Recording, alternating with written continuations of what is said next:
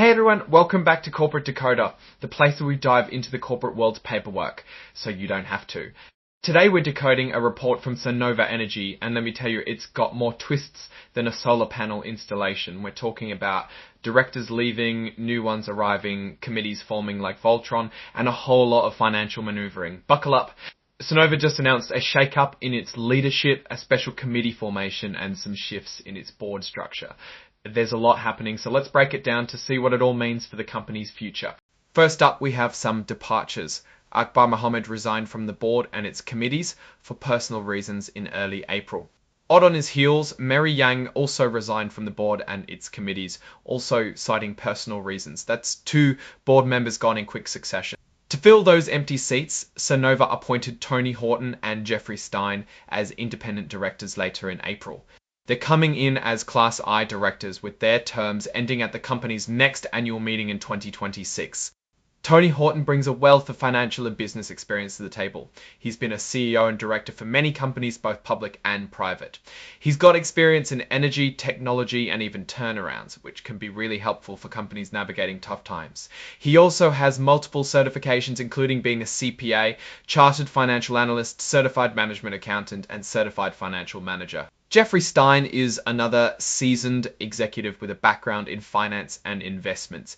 He's founded his own advisory firm and has held leadership roles in several companies, including some that were undergoing restructuring, meaning getting finances in order. These new directors aren't just doing it for fun, they're getting paid. According to what's called the Director Engagement Letter, they'll each receive $45,000 per month for serving as directors, plus $5,000 a day if they spend more than 4 hours on company business outside of board meetings. In addition to these changes, Sunnova also realigned its board classification. Paul Matthews, who was previously a Class I director, was moved to Class 3. It might seem like shuffling chairs on the deck, but it's all about balancing the membership among the different classes of directors. Now, here's where things get interesting. The board formed a special committee made up of just independent directors to look at Sunnova's capital structure. Assets, debts, operations, cash, and general financial condition. This committee is also going to think about, consider and negotiate transactions or other strategic moves for the company and its investors. Tony Horton and Jeffrey Stein, the new directors, are on this committee. Let's jump into the financial side of things. Keep in mind that while financial tables are not available on this specific report, Form 8K, it is highly likely that a future filling such as Form 10K or 10Q will include it. So let's cover how that looks like and why it's important. One important item to check is accounts receivable net. This represents the money owed to Sunnova by its customers. A rising number here could signal that customers are having trouble paying their bills, or that Sunnova is offering easier credit terms to attract more business, which isn't always a good thing. Another key item is goodwill. This is an accounting trick that represents the value of things like brand reputation, customer relationships, and intellectual property, especially after an acquisition. If Sunnova overpaid for an acquisition, this goodwill number could be inflated, and they might have to write it down later, which would hurt their profits. Finally, total revenue is the top line number showing how much money Sunnova is bringing in. Is it growing compared to previous periods? If not, that's a red flag.